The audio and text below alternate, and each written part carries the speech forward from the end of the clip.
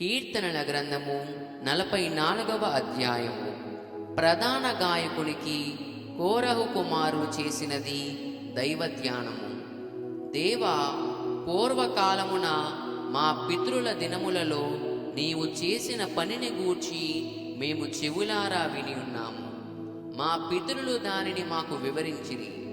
నీవు నీ భుజబలము చేత అన్యజనులను వెళ్ళగొట్టి మా పితరులను నాటితివి. జనములను నిర్మూలము చేసి వారిని వ్యాపింపజేసితివి. వారు తమ ఖడ్గము చేత దేశమును స్వాధీనపరుచుకొనలేదు.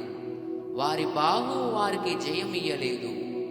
నీవు వారిని కటాక్షించితివి గనుక నీ దక్షిణ హస్తమే, నీ బాహువే, నీ ముఖకాంతియే వారికి విజయము కలగజేసెను.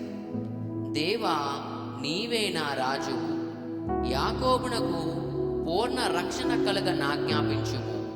నీ వలన మా విరోధులను అణిచివేయుదుము. నీ నామము వలననే మా మీదకి లేచువారిని మేము త్రొక్కివేయుదుము. నేను నా వింటిని నమ్ముకొనను, నా కత్తియు నన్ను రక్షింపజాలదు. మా శత్రువుల చేతిలో నుండి మమ్మును రక్షించువాడవు నీవే. మమ్మును ద్వేషించు వారిని సిగ్గుపరచువాడవు నీవే. దినమెల్లా మేము దేవుని యందు అతిశయపడుచున్నాము.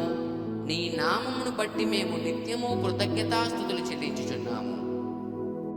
అయితే ఇప్పుడు నీవు మమ్మును విడనాడి అవమానపరిచియున్నావు. మా సేనలతో కూడా నీవు బయలుదేరకయున్నావు. శత్రువుల ఎదుట నిలవకుండా మమ్మును వెనుకకు పారిపోజేయుచున్నావు. మమ్మును ద్వేషించువారు ఇష్టం వచ్చినట్లు మమ్మును దోచుకునుచున్నారు. భోజన పదార్థముగా ఒకడు గొర్రెలను అప్పగించినట్లు నీవు మమ్మును అప్పగించియున్నావు. అన్యజనులలోనికి మమ్మును చెదరగొట్టియున్నావు.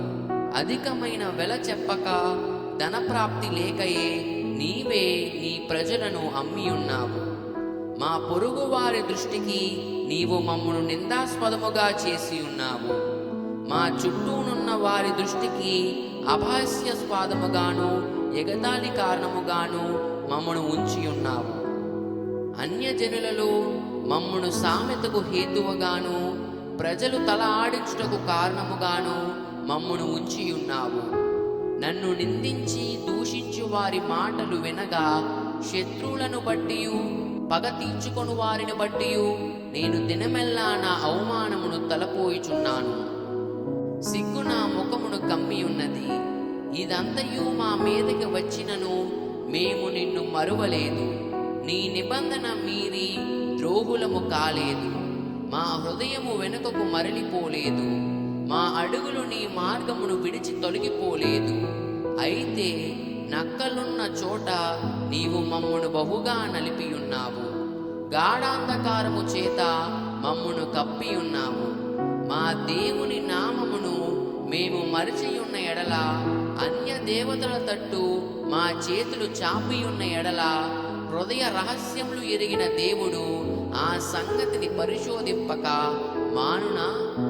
నిన్ను బట్టి దినమెల్లా మేము వధింపబడుచున్నాము. వధకు సిద్ధమైన గొర్రెలమని మేము ఎంచబడుచున్నాము. ప్రభువా, మేల్కొనుము.